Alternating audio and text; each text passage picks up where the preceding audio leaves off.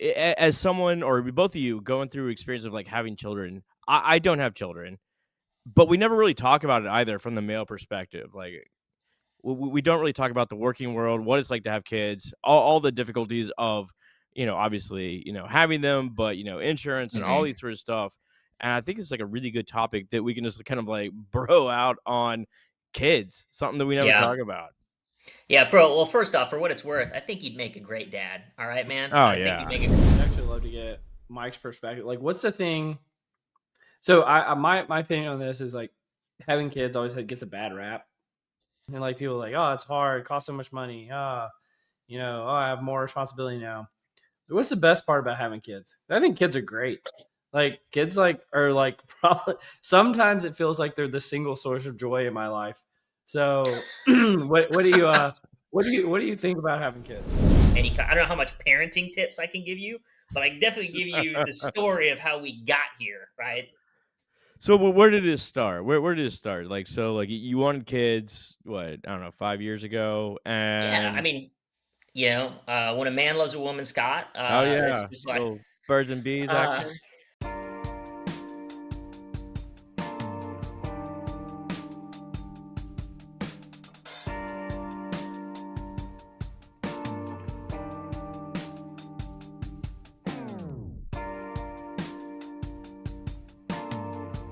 Welcome to Directionally Correct, a people's podcast with Cole and Scott. Today's guest, Mike Knott, Principal People Insights in Analytics and Medtronics. Hey, Directionally Correct fans. This podcast is dedicated to you to help educate and entertain you on how to effectively do people analytics, workforce planning, talent intelligence, behavioral science, and understand the impacts of AI in the workplace. If you're looking to stay connected to the podcast, make sure to subscribe to Directionally Correct Substack newsletter, where you can read Cole's articles or watch the video of the podcast. You can also see video on Spotify or YouTube, or listen to the podcast on your app of choice. Feel free to check out Cole's new book, People Analytics, and everything else that's going on at colenapper.com. As always, all opinions are our own, and thanks for being a listener. I don't know, this is probably stupid, but I was thinking about like how like capitalism is kind of like natural selection. All right. Yeah. And so I was like looking for all of the kind of like, well, who's the lion and the cheetah in the working world, and like who are like the antelope and the zebras. And I was thinking about it, I was Okay. like, I think big companies are actually the zebras, because there's hundreds of them, like hundreds of like them. And then there's everybody copies everybody else. Nobody wants to stand out, and they move as a herd, and there's safety in the herd. But I started thinking about like, there's never been an innovative zebra, right? And there's no such thing as like innovative company, like big companies, I feel like. And I think that's the struggle that a lot of these companies are going through. We don't talk about like the life cycle, the natural life cycle of a lot of organizations. Like there was a point where, um, say like Blockbuster, you'd be like, this company's never failing, Yeah. right? But then you stop listening to the outside environment, or start doing it's a technical term, enshittification of your product, right? Wasn't And that in an article we covered a while back? That was like a real thing. I learned it in an interview that I conducted internally. I never came across a term, but it is the best term ever because it makes total sense. But yeah, like enshittification, like you actively try to um um devalue your product just to squeeze a little bit more money out of it.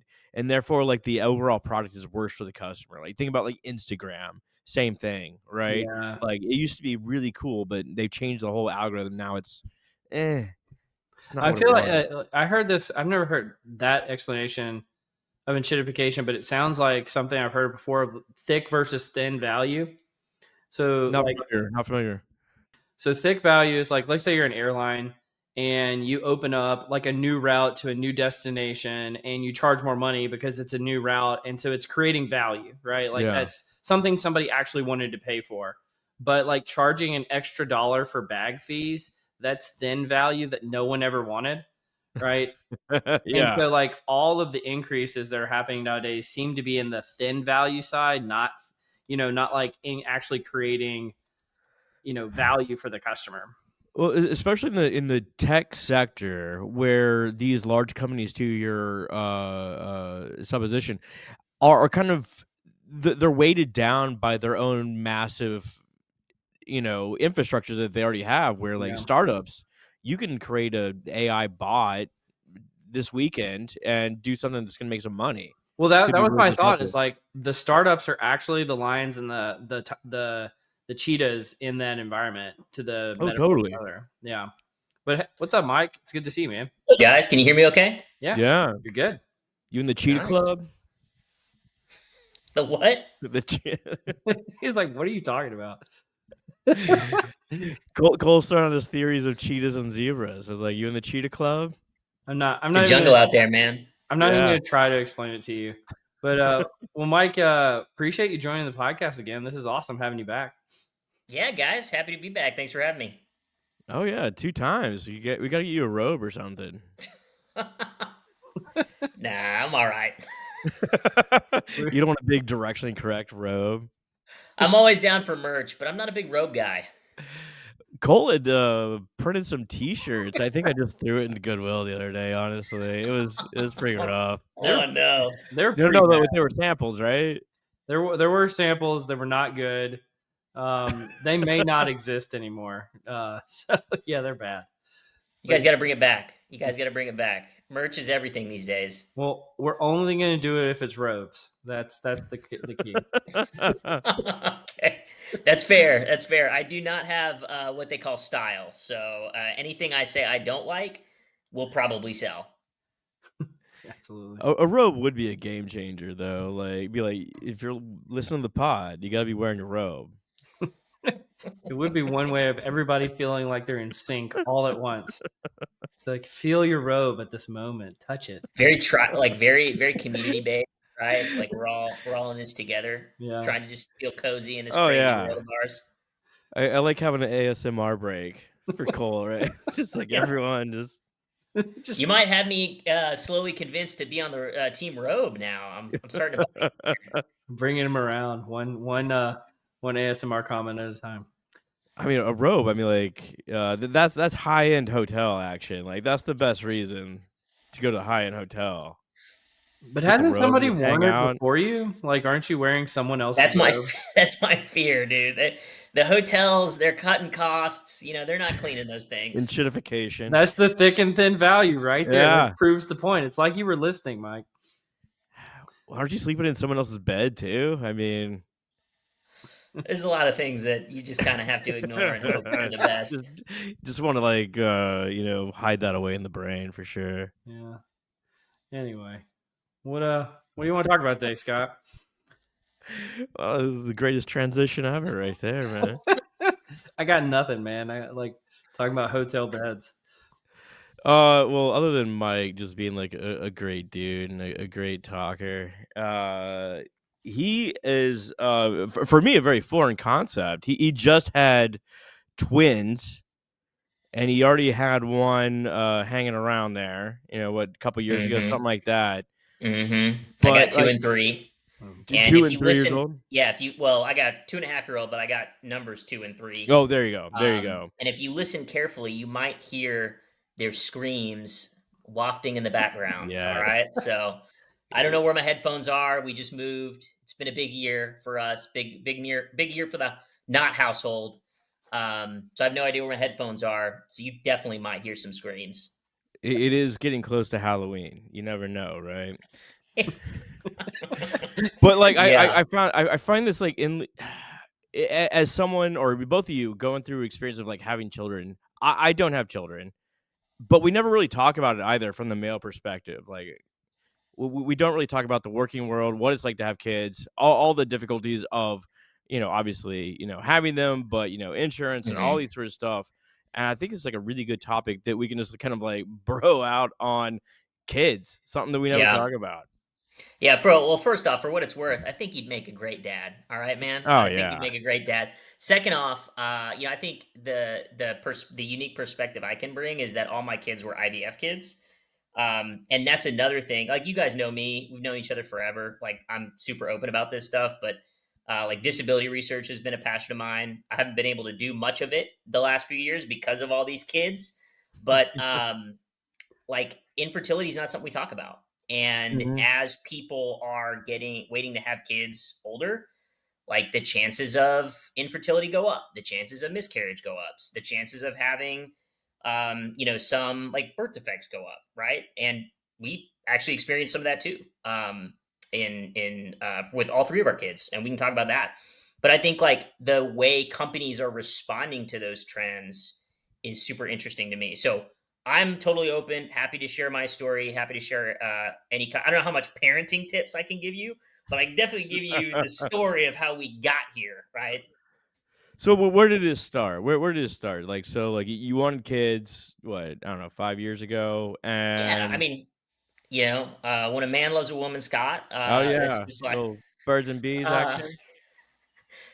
so I met my wife, Eleanor, and we got married, and we want to have kids right away. And we started trying to have kids, and we quickly realized that it wasn't going the way we wanted it to go. Yeah. And so we went and met with the doctor, and he confirmed that, we both had some issues going on.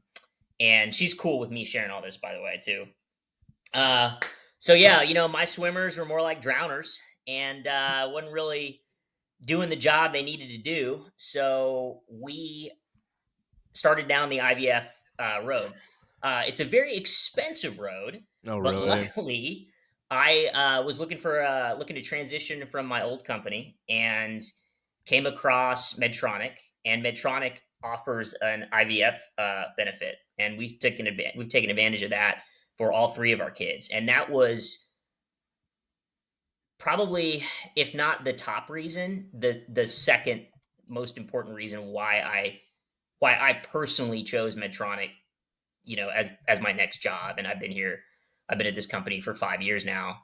Because it is, I mean, it's wildly expensive. It's like it's for What a a perk. full cycle. You're talking about like harvesting the eggs, fertilizing the eggs, creating the embryos, transferring the embryos. It's like $15,000 to $20,000. And maybe you can you can go elsewhere in the world and get it a little cheaper, but it's pretty expensive. So that was a huge benefit for us. What a perk in a world where like companies are, pulling back benefits and all this sort of stuff. Like, because we still need people out there, having kids and producing the next generation. Yeah, yeah. We need to make more people We to need to make spend more money and people. make money. No, I mean you're right. I mean, you're right. People are waiting to have kids longer. And especially I think like working people, I think like the average age for folks in metropolitan areas especially is higher than like rural areas. And so those Yeah, of folks who are course. like, working in the big city, right? And for that big company, like they're maybe a little bit more career focused than they have been in the past. Also, it's kind of tough out there economically, right? To Yeah. like save up enough money for a house and kids and all that kind of stuff. So sometimes I think people just wait longer, and with that comes like the risks that we talked about, right? So we actually had so after we met with that doctor, took the job with Medtronic, great benefit, ended up having to switch doctors like twice, two more times because of like one time our insurance changed, we went to a different plan, and another time like that doctor like left the network, right? So we ended up with a great doctor here in Dallas IVF, Sarah Mikowski. She was awesome. My wife loved her, loved the clinic.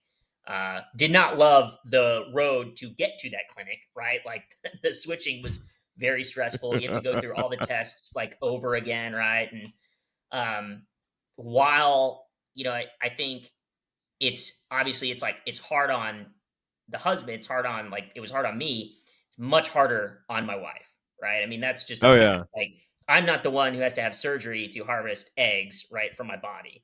And the testing is a little bit more invasive and things like that. So it's I think we don't do enough to talk about it, and I'm happy to like share my perspective, but I'm not like I don't want this to come off as like a oh woe is me, I had it so hard. Like yeah, it was hard, but my wife had it harder, right? Um, No, so this is the guy podcast. We're like, We're gonna discount other people's opinions. I yeah. So it was. I just like to kind of like, yeah, screw these women. Like, they don't have any problem. Like Mike had to go into a Remember, I closet, don't have right? headphones, Like, guys. come I don't on. have headphones on here, so like I can't be held responsible for what happens. All right. But anyway, yeah, it was rough. I mean, I'm not gonna lie, like it was a rough road. It was a rough road. But the way IVF works is, and I think there's a lot of like misinformation out there, like how it works. But you essentially there's the big part of it's the retrieval. That's like the really expensive part. Is Right. there's some anesthesia involved. Eleanor had to go under, and they had to take eggs so we could fertilize the eggs, right? And then they fertilize the eggs with sperm they collected from me, and then that's what makes the embryos. Well, you have to like time all this, right? Based on her cycle. And if you don't time it right, like the quality can be off, that it can't, it won't, Yeah. it might not work. And so we harvested these eggs, we fertilized them. Some get fertilized, some don't, right? Some don't become embryos, and then you test the embryos. It's called PGT testing to make sure that they're like genetically viable to come to term, right? And that's and a lot of people think like you're screening. You're like it's like a eugenics kind of thing. It's not Yeah. really like that. It's like there are genetic markers where that embryo will not make it to term, right? Like it is not going to survive.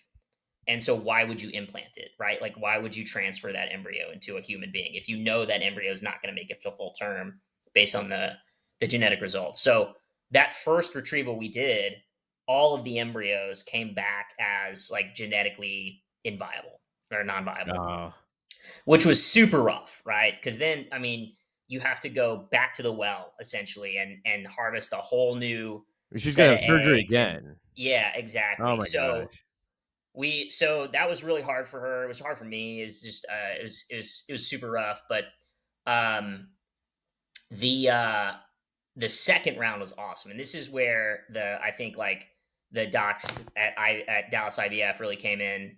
Clutch was they switched up the timing just like ever so slightly and adjusted some of the medication, and we got a lot more embryos. Like we got like I can't remember the exact number, but after the genetic testing, we had like 5 or 7 that were viable to be transferred. So wait, you could like have a whole basketball team, like Pretty much, still? yeah. Yeah, I I mean mean, you can if still. you get, yeah, He's already got a poor man's triplets, so I mean, all he Yeah. needs is 2 more.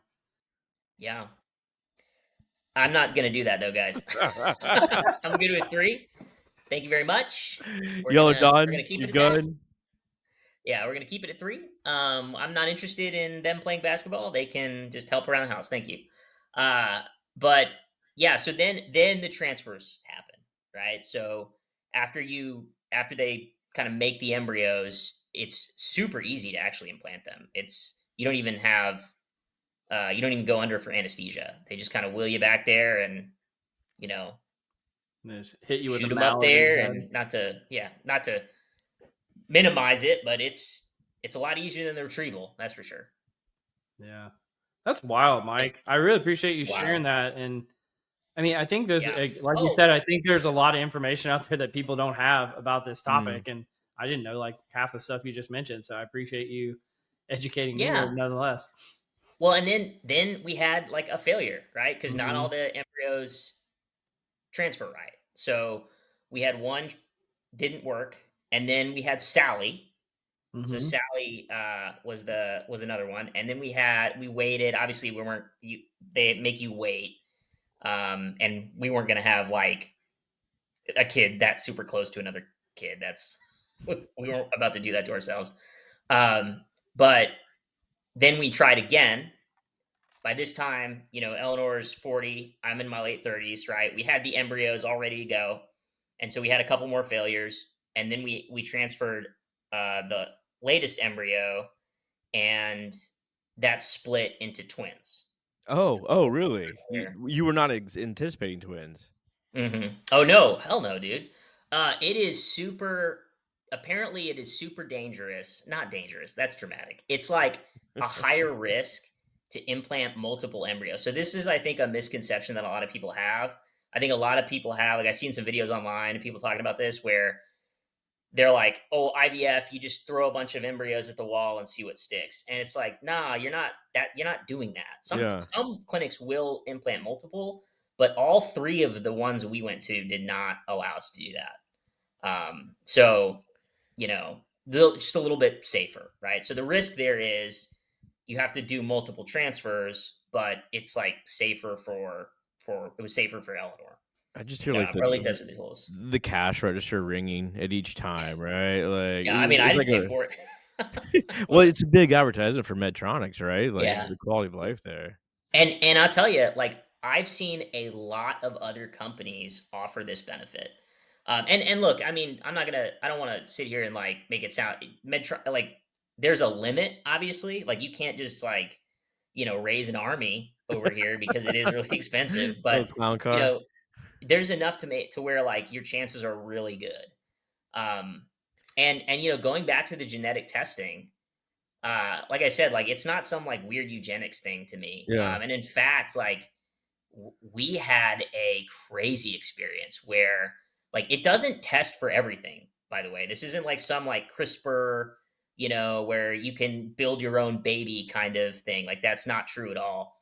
We actually found out. This is a crazy story. So Sally's pregnancy, or my Eleanor's pregnant with Sally, right? Everything's going fine. She goes in for the last ultrasound before the delivery. And of course, that is the one I don't go to. I'm like, I don't need to go to this. This is fine. Like, what could possibly go wrong? Hey, you got this. Yeah. And she calls me like bawling because they found what's called like frontal bossing on the ultrasound. And that's where the skull is kind of growing out. And we had no idea what was going on. Like, this could be hydrocephalus, which is like fluid in the brain. It could be like super, super severe disability, something like that. And we just didn't know. And so they referred us to the maternal fetal medicine at Baylor Scott and White here in Dallas, and we met with really great doctor Zach Rubio. Um, and I remember sitting down with him, and he's kind of staring at the ultrasound, and he's like, "This doesn't just happen. Like this is something. Something is going on here. Like something genetic is going on here." And so we both got tested, like on a second level of genetic testing, like super specific. And it turns out there is like in my wife's family a gene called the twist gene. It's like a little twist in our story here that caused a disorder called Say3-Chotzen syndrome, which is like a 1 in 100,000 baby syndrome kind of thing. And it causes the main symptom, like the biggest symptom, is craniosynostosis, which is where, like, a baby's born, their skull's kind of mushy, and it's got like these Yeah, yeah, little yeah. plates in it, right, and soft spots. Well, as the baby grows, those sutures between the parts of the skull harden, and the skull becomes like an adult skull. Well, with craniosynostosis, those sutures like fuse super early, so the skull starts to grow abnormally to kind of compensate for the brain, right? To like make room for the brain. And there's a bunch of risks there where it's like if the skull is too small, the brain gets like builds up a bunch of pressure. You could have intracranial pressure. If you don't do anything about it, there could be like developmental issues and all this stuff. So, I mean, naturally, we're freaking out, and Of course. it turned out to be fine. I mean, not fine. She had to have like 2 surgeries, got an infection after one surgery, had to have emergency surgery. What we got through it, and she's awesome. Like, she is super smart, like just a That's little great. ball of joy. We love her so much. It's great. Everything worked out. Um, and like we just had no idea, right? And who knows, had we been in our 20s when we did this, like maybe it would have happened, I don't know. But we got super lucky. And then with the twins, it happened again. And we decided, like, we decided as a couple, like as a family, not to go back to the embryos that we were going to implant and test again. we decided that we didn't want to do that for a lot of reasons. It kind of did feel a little like selective breeding, right? Like what were we gonna do? Like if we found out that this embryo had say 3 chosen and this one didn't, Yeah. were we gonna pick the one that didn't do it? Like, was it gonna if they all had say 3 chosen, were we just not gonna have kids? Like, there's like really tough kind of ethical and moral questions that we wrestled with. And ultimately, based on that and like the risk to the embryos that we already had on ice, we decided to not test those and just say, hey, like, you know, we're gonna trust God with this, we're gonna move on. And if it happens, it happens. And it happened. And they both got say 3 chosen. But what's super interesting about this to me is one's is like worse than the other, and they're identical twins. So, and by worse, I mean like the same level as Sally. They'll be fine. You know, there's no, I mean, I'm on a text thread with the surgeon from Children's Hospital. Like, they're going to be fine. Um, but It's it was just like from a, nature nurture, right? yeah, right. Like, Like how do genetically identical twins have different manifestations of the same gene? The only thing I can think of is one of them had a different like connection to the you never placenta. know. You Yeah, never know. exactly. Right. It could be like a solar flare. I Well, I don't mean, know. like you, yeah, right. Like a Yeah. ray from the sun. The microwave Uh, was, I don't know. Like, but like, I mean, like both of y'all have had kiddos at the house, or and you're trying to work at the same time. Like, how has your life changed from a working perspective with kiddos around? I mean, like, I think the stress level has definitely gone up for me. Really? Yeah, just from hey, what happens if like there's a little bit more I would say high stakes, right? Like if I lost my job, like what are the implications Oh, of oh, that for my gotcha. family? You know what I mean? So there's a little bit more I think about that a little Well, you're bit the more. provider, right? Yeah, exactly, exactly. And we'd be fine. Like, I mean, it ultimately it's not that I don't think it would be the end of the world. It would suck, but it wouldn't like, we wouldn't be on the street or anything. But that's stressful. And then, just like the time management, right? Yeah. Is, when I was a single guy or when I had no kids, like I could just hop on a call with anybody at any time, really. You know what I mean? Or I could work from All 10 weekend. p.m. to 2 in the Yeah. morning and like not lose a beat, right? Um, but with kids, like, I want to spend some time with my daughter, right? When she gets home from school. And so I've got to manage my calendar in a way that makes that possible. And then, long-term career, I think it's changed how I think about that. I used to be super mobile. Like I would move at the drop of a hat, right? Yeah. But my family's kind of entrenched in their community. Like my kids' doctors are here. I can't just pick up and take a new job or relocate for the company on a dime anymore. I got to like really really think about that. So the day to day, there's a little bit of more planning that goes into it, and then like the long term thinking about it has absolutely shifted as well. Is that your experience too, Cole? Yeah, I mean, I think about it. I'd actually love to get Mike's perspective. Like, what's the thing? So, my opinion on this is like having kids always gets a bad rap, and like people are like, oh, it's hard, it costs so much money. Oh, I have more responsibility now. What's the best part about having kids? I think kids are great. Like kids, like are like probably sometimes it feels like they're the single source of joy in my life. So, what do you think about having kids? So I'd say like I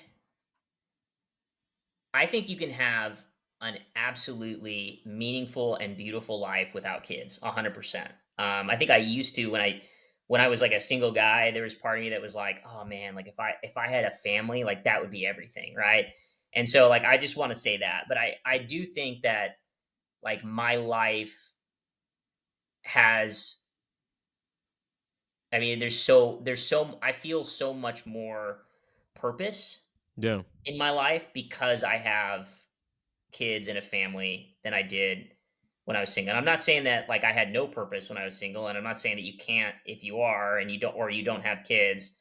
But I think it just means a lot to me, and it's given me a lot. But like, um, yeah, I think that there are plenty of people who will struggle with infertility, and unfortunately, like they won't be as lucky, and they won't be able to have kids, or it just won't work out, and that's gonna like if they want kids, that's gonna suck. Like there's no other way to say it.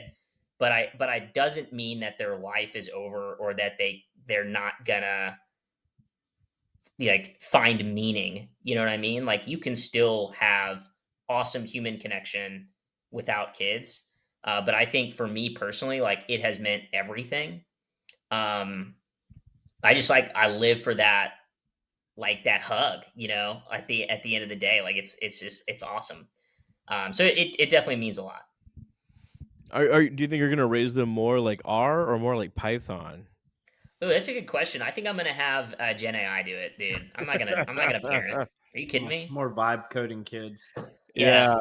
Well, I'm see. gonna do what the other parents are doing and just let like the kindergarten potty train him. Mhm. Well, Mike, I have something kind of related to that. So, like, you've been a guest on the podcast. You're like one of our first guests. I don't know if you were the first, but you're one of our first that we ever had. Yeah. And we talked about, you and Scott went to school at the same time at Louisiana Tech. I was like PhD, all that stuff. And you mentioned earlier, kind of like you haven't been able to engage in as much of the disability research as you'd like. What are some of the things that you're working on that you get enjoyment out of at the moment? Yeah. Well, paternity leave, man. I gotta say, I read half of your book. I'm still working through it, but I started reading your book, and I gotta say, I am very proud of you. Oh, thanks, man. You waited all the way until the second paragraph of the first page to cite yourself, and Yeah. I'm very impressed. I thought for sure that book was going to open up with a quote: "You miss 100% of the shots you don't take." Wayne Gretzky, Michael Scott, Cole Napper. Yeah. And Well, you know me too no, well. but in all seriousness, it's a good book, man. I've enjoyed it. I think you ask a really good question, right? Is like, where is people analytics going to be in the next like 5 to 10 years, Mhm. or even 3 to 5 years? And you kind of give a challenge, like, hey, if we don't get our stuff together and start adding value, like we're not going to be here, and Yeah. we're just going to be embedded and absorbed by some other part of HR or by the business. And so I would really like to go back to your book in 3 to 5 years and see like what has actually played out. So I do a calendar invite. We can talk about that. But We can talk anytime you and I want, loved Mike. your We don't have Houston to wait Astros 5 years. reference. Yeah. Yeah. And I did love your Houston Astros reference too, by the way. You're welcome. RIP to the Houston Astros season, though. So Yeah. that's been a huge bummer to me. Banging What on what But what yeah, was the Astros reference? the Moneyball, Yeah. like Oakland Athletics, and you Gotcha. like This leveraging value and analytics to save money for the company, but also like increase performance. this was pre banging on Oh, trash cans don't worry about it. Astros. Yeah, no. We need to talk about that. We need to talk about that. Everybody, I'm not even gonna get into it with you guys. I'm not gonna get into that. We don't need to get into that on this one. I will get into Moneyball. I will. The only thing I'll say about Moneyball is the A's never won the World Series using Moneyball. Just saying. Just they barely made the playoffs. Yeah.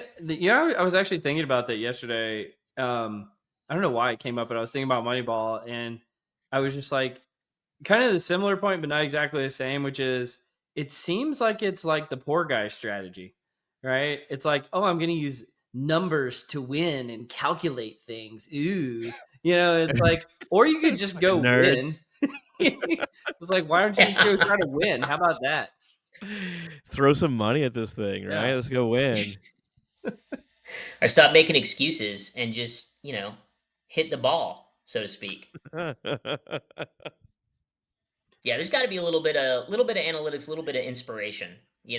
I mean, what was it you were telling me once, Scott? That like there's not that big of a difference amongst like talent groups in the MLB, but it's just Yeah. like I used to work with the guy that was on the Chicago Cubs, and he was saying like when you get down to the field, like the teams are pretty even as far as talent goes. Results vary. Marlins, this sort of thing, but like overall, the teams are pretty even. It's all about culture and just like in the moment performance. It's like wow, that's really crazy. yeah. Baseball is a different animal too. That is like very much an individual sport with like a team concept. Whereas like say football is on the other end of the spectrum, where like you need some 300-pounder to like throw a block, so another guy can like run to the end zone, get a touchdown, like kiss the cheerleader, like and live Yeah, happily ever yeah. after. Like the success is way more dependent on other people, Oh whereas yeah, in MLB, like you could be, a superstar on a terrible. You could be Shohei Otani on the Angels.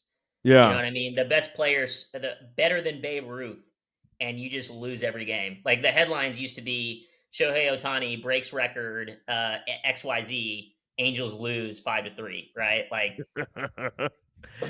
And of course, you do have like these generational talents. Not to say that every player is, equal, but across the board, there was some guy that was like a bench rider in the NBA, and he was talking about dealing with people at the park, right? Like do pick up basketball, this sort of thing, and they would clown him for being like a bench rider in the NBA, and he's like, I am way closer to LeBron than you are to me, right? That's how close the skill gap is. Hmm.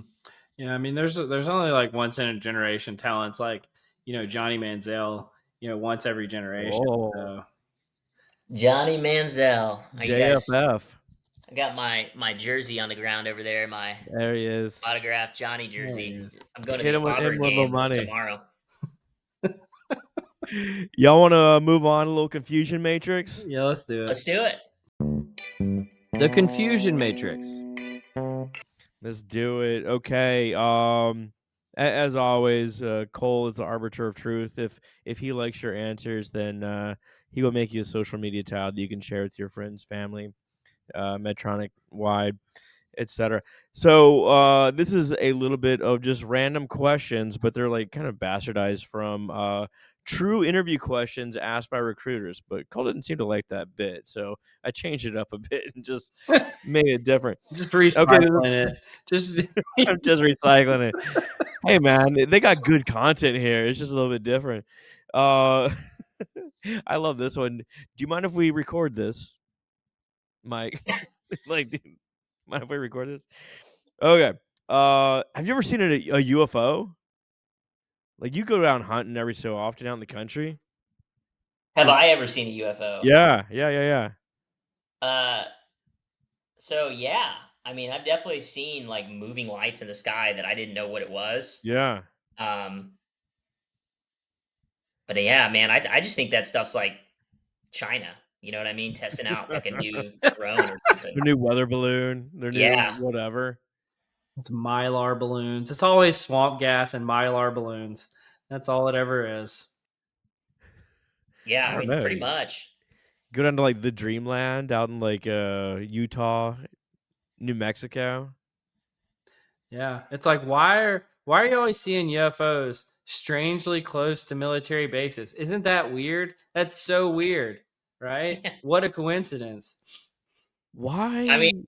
they're not gonna like watch me like drink a Lacroix on my patio on the weekend. I mean, that's they're not gonna do that. One of my favorite theories though about aliens is the prison planet theory, What's where this? like humans have we're like a terrible species, right? Like, and objectively we kind of are, but we have committed galactic atrocities, and so Earth is our prison planet, and All we were right. put here with no technology, no nothing, and we just have to like survive, and we're being watched, and they've got to make sure that we don't leave Earth essentially and like colonize outside of our solar system. This is the good place. Is Yeah. kind of what you're Well, saying if Well, they're prison place. we are pretty bad at leaving Earth, so they're on to something. there. Yeah. We're not. We haven't done much of it. Yeah. Yeah.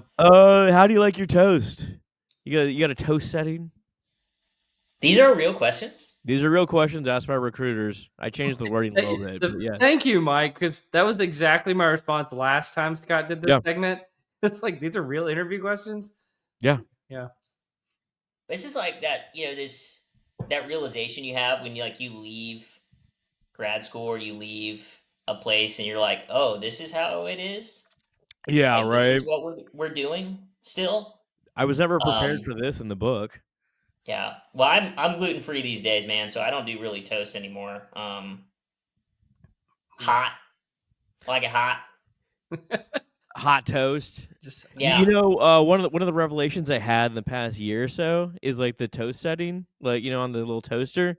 That's Yeah. not some sort of like mythical measure of toastiness. It's No, just a it's timer. minutes.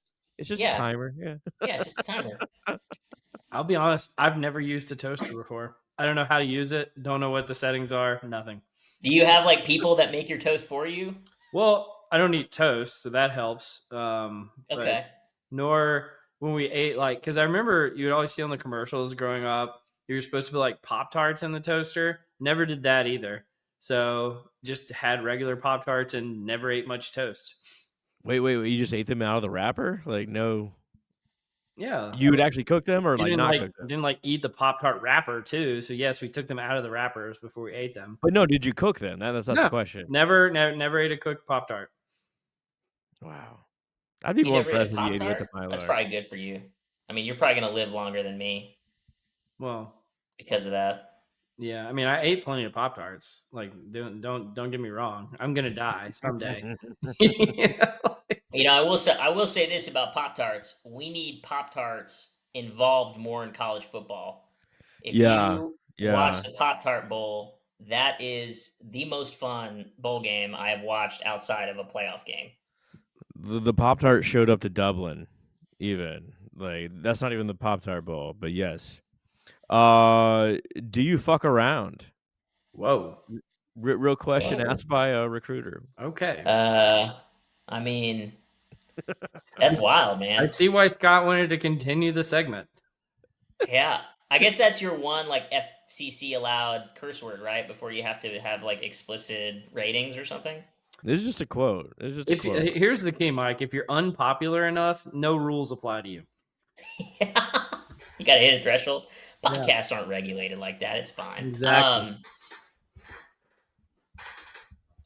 Yeah, I don't know how to answer that question, Scott. I mean, I guess I mean, like no one's if I did, 100% on the ball, right? Like yeah, you know, not like our AI I cousin. guess if you wanted to turn that into like a good, I'm a learner kind of answer, you'd say, early in my career, I struggled with that, but then I found out and I worked on it, and now I don't anymore.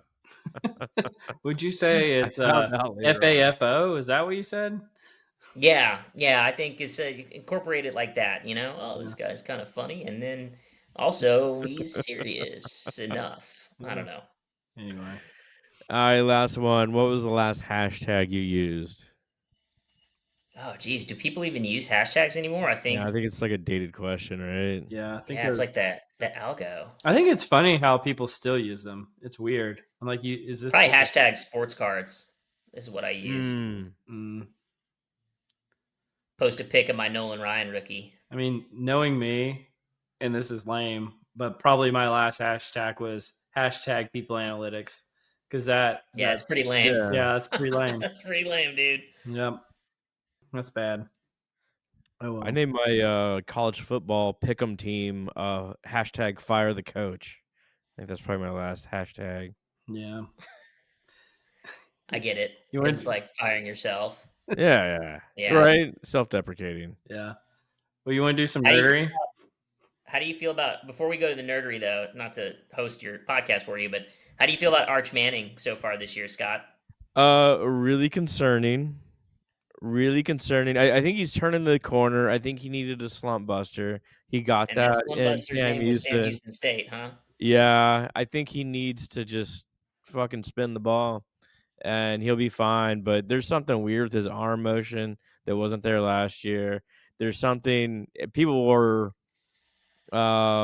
suggesting that he was injured. I never really thought he was injured, but I do think that he had a mental blockage, which is even more concerning.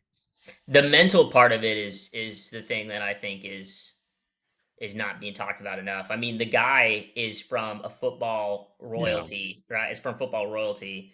The amount of pressure on him has got to be just unlike any other college football player in the history of college football. I mean, named preseason Heisman favorite when you haven't even really played. Named preseason #1 draft pick. Like people were picking him to go number 1 in the draft. And that Texas was going to win the championship, right? They were preseason ranked #1. Like, all the things, how many times has that happened in the history of college football?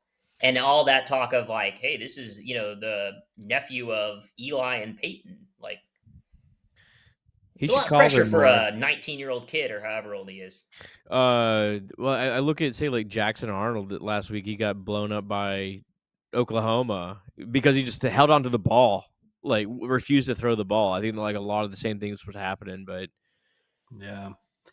The thing about him is I think in a previous era of college football, Arch Manning probably would win the Heisman someday. He might not now. And the reason why is because underclassmen didn't used to play as much, and the older guys played, and people didn't transfer from school to school all the time. And like when Mhm. somebody was like a good recruit comes in, the person that's a starter ahead of him just transfers out and gets a payday from somebody else and things like Right. that. And really, I think all he needs is a chance to develop because he's clearly like a generational talent. He's clearly very good. He's just like, to Mike's point, he's got all this pressure on him. He's being asked to like perform at Heisman like levels too early. Like, I feel like it's unfair expectations to put on a guy. he made a Yeah. throw Put on a against kid. Yeah. he made a throw against Ohio State that was like 1-1 QB, right? Like perfectly passed, and then like 2 plays later, missed a wide open guy in the flat. Like there's something mental there going on. Yeah. Mm-hmm. Mm-hmm.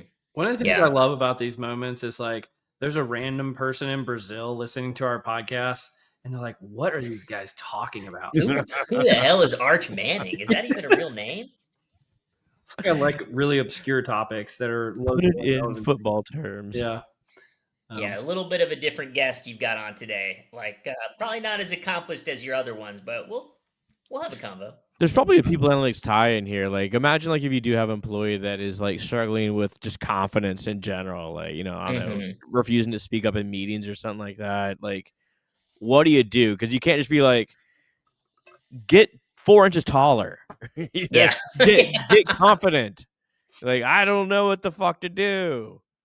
Well, I think and then like in football too, I think about how individual that is, right? Like Oh some yeah, players respond to you getting in their face and challenging them, whereas other players shut down when that yeah, yeah, happens. yeah, And how yeah. do you like as a coach, as a leader, like recognize that and what's that? It's like the individualized consideration component of transformational leadership. So like everybody's different, they're all motivated differently, and how do you, as a leader, figure out how to maximize that potential? Wow, pulling out the leadership theories on our ass. I still have a flashbulb memory of the flashcard of transformational leadership that I used in to study for comps I love it. in grad school. Like it's still burned in my brain, that little piece of it. I love it. That's awesome. I have a here's a quick Mikeism. We were it was late at night. We were studying. We had a training test, and Mike had just happened to say something about something I hadn't covered, and by God, it showed up right on the test like 5 minutes later. I was like, hell yes. That was the second. There was another time I saved you, and it was after one of our stats tests. I came into your office and you and Jason were hanging out, and I said, "Hey, which question on did you pick for the last part?" And you were like, "What do you mean pick?" And you both were like, "No, you had to answer both of them." And so I was like, "Oh no, I screwed up." And I went back, and the professor was like, no, you were right. Like they need to tell me which one they want me to grade because I'm gonna go grade the lower one." And I was like, "Oh, geez." Fucking So overachieving. yeah, Mike with his reading skills. Yeah. I say we could go down memory lane for sure. But Cole, you wanted to get into this something called the nerdery. Is that right? We don't have to. I mean, like if you've got more stories about how you saved Scott, I would be glad to hear I them. think we're at a good stopping point with the stories because I feel like any more stories we get into, it's gonna like get into a place where like I Yeah. can't let you publish this thing, and I don't want to deal with that. I got like 3 that came to mind that would probably be like for We don't a need to go a there. Hey, lesser it's all good. podcast, So, yeah. what's this nerdery you're talking about, Cole? What do you got Where do you going wanna on in start, there? Cole? The nerdery. Where do you All wanna Yeah. right, start? let me hit you guys with the first one. It's actually kind of related to what Mike was saying about like Arch Manning and transformational leadership. It's talking about what do our daily mood swings say about our motivation. right? And so it's more of like looking at motivation from a state-based measure rather than trait-based. And this is, again, Minerva Love that. Psychology has been publishing some great stuff lately. But what they said, the new research suggests from Hewitt et al. 2024 that our brains value rewards differently based on our momentary state. And that motivation specifically boosted reward sensitivity, not effort sensitivity. In other words, when you're motivated, the potential rewards simply seems more valuable, making the effort worthwhile. And motivation's not stable, it's a dynamic state. And the link between motivation and the choices you make is stronger than you think. So again, the state that you're in, it dictates the choices you make in a much more great way than what you might suspect. And so a person's current motivation was a better predictor of their choices than any long-term personality traits. So I thought this was fascinating, and I guess it's sort of related to what we were talking about a second ago. But what do you guys think about this concept that our daily mood swings affect our motivation or our choices more than you might think? Please don't all go at once. I think Mitzi would love this conversation. I Yeah. know. I know she would. Mitzi. Uh, I so like I kind of just, maybe it's the narcissist in me, but I immediately like try to apply that to my own perspective, right? And there are absolutely days where I am like super motivated to accomplish X, and I will, go to any lengths to talk to the right people, look up the right research, whatever the question is. But there are other days where like my motivation is to just like survive the day, and it's Yeah. I am gonna do the bare ass minimum to get by. And especially like when, talking earlier, like when Sally was having her surgery and all that stuff, like those were days where like my motivation is to like, you know, go to the hospital and not totally lose my mind. Yeah, so I can absolutely see how like that would play into it. I wonder if like motivation, how interconnected motivation is to other phenomena, like, external experiences and personality. Like what's the intersectionality there, right? Like how does it intersect with other stuff, and is that really what's driving the behavior choice? Mm. Yeah, I mean, like, there's genetic component and all sorts of things that we're not familiar with. Like I love the application of like this experience sampling methodology to get the more complete picture of how people actually experience the world, right? And like Yeah. perhaps you can identify certain times when people are higher or lower motivated. I'll take the opposite sort of perspective that you did, Mike, from like a researcher or like someone in an organization. Much like how do you coach up someone that has no confidence? Like Mhm. I don't really know how you apply a state based sort of intervention unless you can recognize it super quickly that someone is in this state to maximize their output. Maybe AI can help us do this, but you need almost like a stable trait based low level, some sort of intercept to Yeah. attack on these sort of things. Yeah. I think it depends on if you think like you can manipulate states or not. Like if you think states can be triggered, or you can control what state you were in with the Clearly, right you training or can, whatever, right? then giving them like the confidence, or like putting them in situations where they can win, Yeah. and they can know that they can win and be successful. And so then they can kind of put their mind in that state where they were when they were successful, right? And it Yeah. reduces that anxiety or reduces that lack of confidence. I don't know. Almost like a young quarterback who needs a little time to develop, that they never really Yeah, like got. Like they need that chance let to your get. playoff caliber team play Sam Houston State. Oh yeah. Yeah. So, I mean, my thought on it is, I guess, so Scott's was the opposite of Mike's. And I'm going to say the opposite of Scott's, but not the same as what Mike said, which is like one of these things that we've been using in psychological research for a while that's just always bugged me is that we're like comfortable that our stable trait-based measures are predictive of things like performance with just a certain level of like correlation coefficient. And then like it never really goes up. So we plateau, we never really get better. but then we write off examples of ways that we could actually go beyond that threshold, perhaps from like state-based measures. And so if you were able to couple those trait-based measures with something state-based and ways of measuring that and then improving that, kind of to Mike's point, I think that there's actually a lot of, like, let's say, area for future research that could happen that could really make a difference there. So I think it's actually a really intriguing space. Well, all of those state-based measures, they're just treated as error under the Correct. trait-based, Yep. right? Those are just residuals. And maybe there, some of it is true error and some of it is false error, Yeah, right? Like a false negative, right? So yeah. like I think again, there's probably some real signal there that could be sussed out if somebody were ever so curious. Well, I mean, Yeah. this is the beauty of, say, like, Mitzi DeSales' research. Like, there are times where you feel powerful, right? And there's times that you feel, like, meek. Like telic, perhaps. Is that what it is? I I can't forgot remember. It's anymore. either telic or paratelic. I always get them confused. Yeah. And maybe the technology's changed, but I kind of lament that we can't like crack this for organizations yet because, over the last like 10 years ish that I've been doing this work, I'm kind of becoming increasingly disenfranchised a little bit with some of I mean, I think they're important, but like the biannual annual survey, right? Oh, It's yeah. like, how do we do something like experience sampling method where you're not pulling manufacturers off the line or like pulling doctors off of the operating table to take a little quiz on their phone? Like, how do you crack this for an organization to really like drive value and also um, get the right kind of buy-in where you're actually sampling like a good portion of your organization? I mean, and then like get over the data privacy concerns, right? Because you're not going to be able to do this in a lot of places in Europe in the same Oh, way that's that a you whole different could, issue. Yeah. yeah, in the US. Yeah, agreed. Well, Scott, you want to move on to one of yours?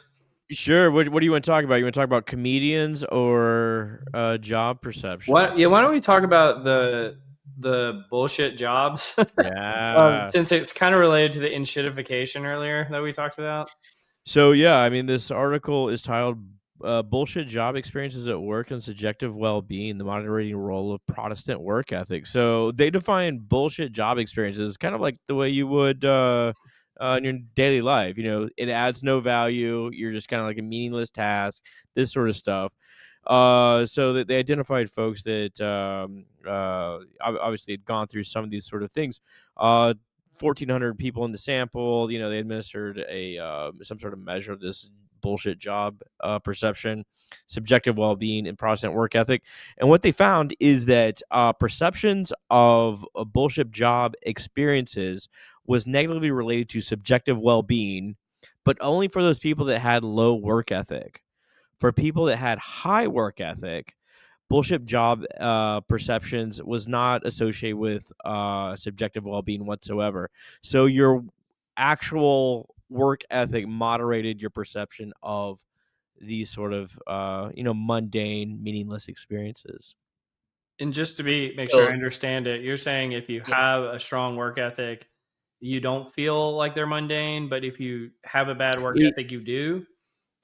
if you have a strong work ethic, it's more like these bullshit job experiences don't bother you. Okay, yeah. That's a better way to.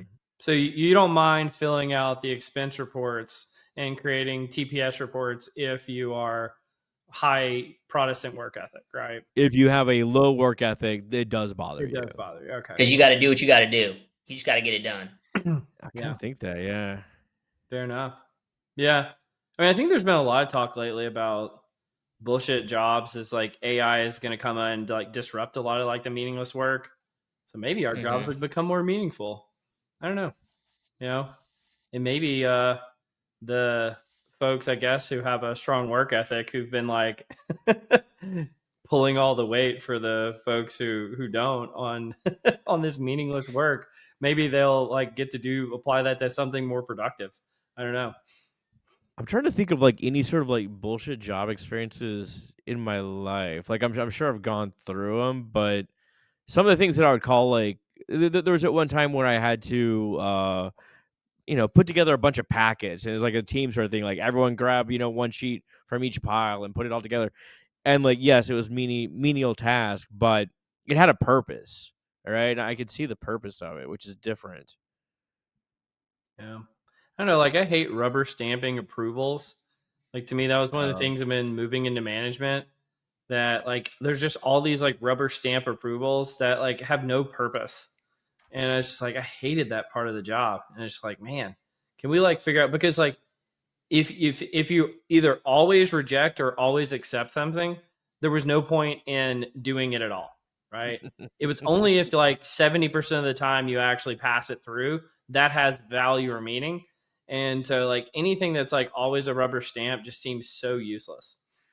You'll see these stories where people like will, stop creating a report or a dashboard and just see if anyone ever notices or gets back to them. Yeah. To me, it's less about like the perception of meaningless work than it is about like work that I do that I thought was meaningful and then it Yeah. doesn't go anywhere. It's like it just takes the wind out of your sails. Yeah, there's nothing like busting your ass and then like no one cares. You're like, God damn it. Yeah. There's been many of that. I've had a lot of misses. I got a heart out. So y'all want to do one more real quick? Yeah, let's do one more real quick. Personality of comedians. So, we often think that comedians are prone to mental illness, but no one's proved it yet. They took 108 comedians and 98 adults from the general population. I guess you should call these people unfunny. I don't know. But they gave them all a whole bunch of DSM measures, etc. And they found that comedians have higher levels of Cool. generalized anxiety disorder, somatization disorder. So essentially like feeling symptoms physically, and higher rates of alcohol and substance abuse. They also have a higher openness to experience, extroversion, and malignant self-regard. Some people So just call that more fun, Yeah, right? Yeah. It's probably a work hazard in a lot of ways. Like, Yeah. you're sitting at a nightclub all night. Like, yeah, you're going to have a drink. Yeah. That's what I thought, is like how much of that is environmental? It sounds like it's like they found the one profession that cocktail of things together would benefit them in. So that's really good. Yeah. Cocktail. And like self-deprecating humor is kind of funny, right? So like Yeah. I wonder how much of behavior is driving attitude there, where like you get into it so you would kind of make fun of yourself and eventually it turns into maybe like a little self-hate. I don't know.